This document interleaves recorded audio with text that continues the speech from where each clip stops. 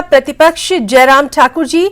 जयराम ठाकुर जी, आपका बहुत वेलकम करना चाहेंगे न्यूज 18 हिमाचल में, और आपसे सीधे तौर पर हम जानना चाहेंगे, जिस तरह से वरिष्ठ नेता हैं, कांग्रेस प्रदेश अध्यक्ष हैं प्रतिभा सिंह जी, उनका बड़ा बयान सामने आया है कि सरकार और संगठन में तालमेल नहीं बैठ रहा है।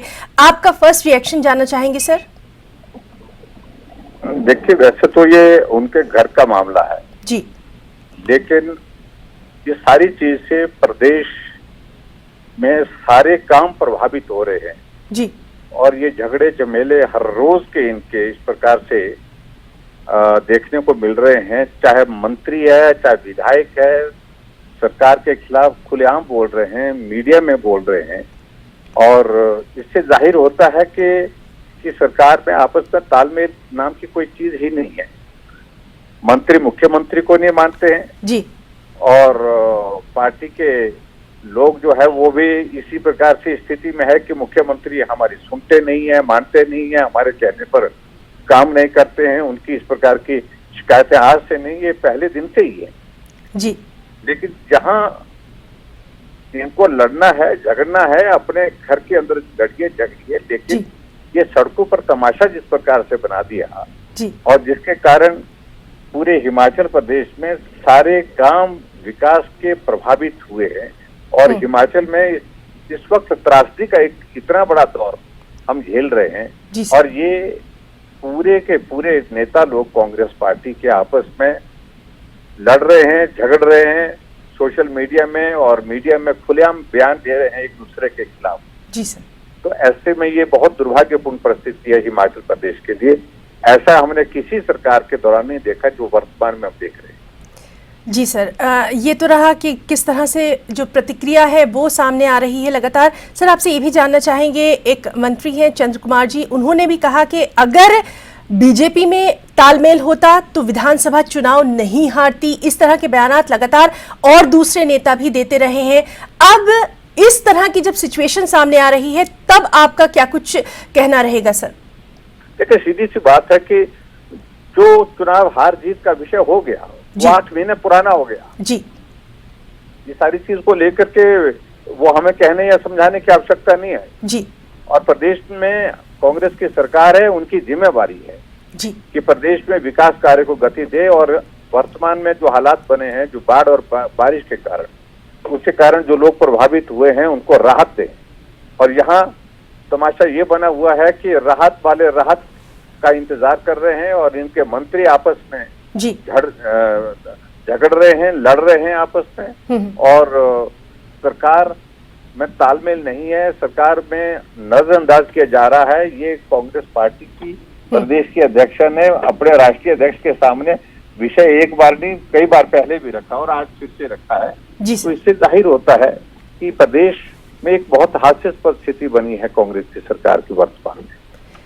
जी बिल्कुल सर, चूंकि आप यहाँ पर सीएम भी रहे हैं, यहाँ की जो तमाम तर स्थिति है उसको भी आप बेहतर तरीके से समझ सकते हैं। एक ऐसे वक्त में जब इस वक्त जरूरत है स्टेट में कहीं ना कहीं सबको एकजुटता के साथ काम करने की, क्या कुछ आप यहाँ पर कहना चाहेंगे? किस तरह से हम प्रदेश को इस त्रासदी के बाद आगे लेकर बढ़े?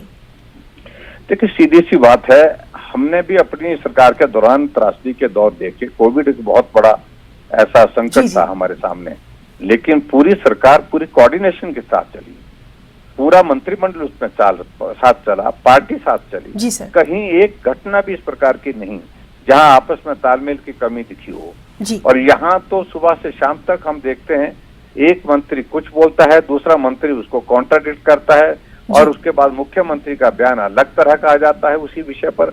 और ये स्थिति कभी भी इस प्रकार से नहीं, और वर्तमान जो हालात हैं, इस हालात में सबको मिलकर के काम करना चाहिए, फोकस होकर के।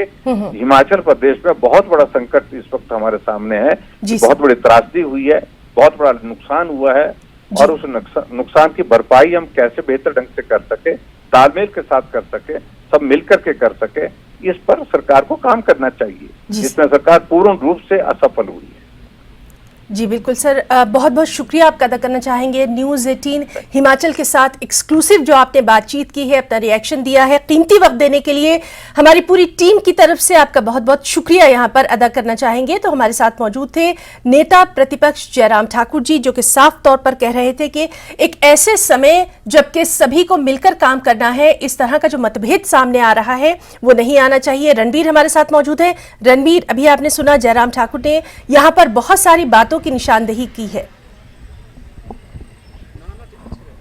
जी हाँ, बिल्कुल जाहिर सी बात है कि जिस तरह से लगातार विपक्ष हमलावर था, तो जाहिर सी बात है कि नेता प्रतिपक्ष जो है खुद मोर्चे पर सबसे आगे हैं, वो हमला लगातार कर रहे हैं। पिछले कल भी एक प्रेस नोट जारी कर जो अफसरशाही को लेकर सवाल उठाए थे कि अफसर यहाँ पर रहना नहीं चाहते हैं, वो प्रदेश छोड़ना चाहते हैं, दिल्ली की तरफ जाना चाहते हैं।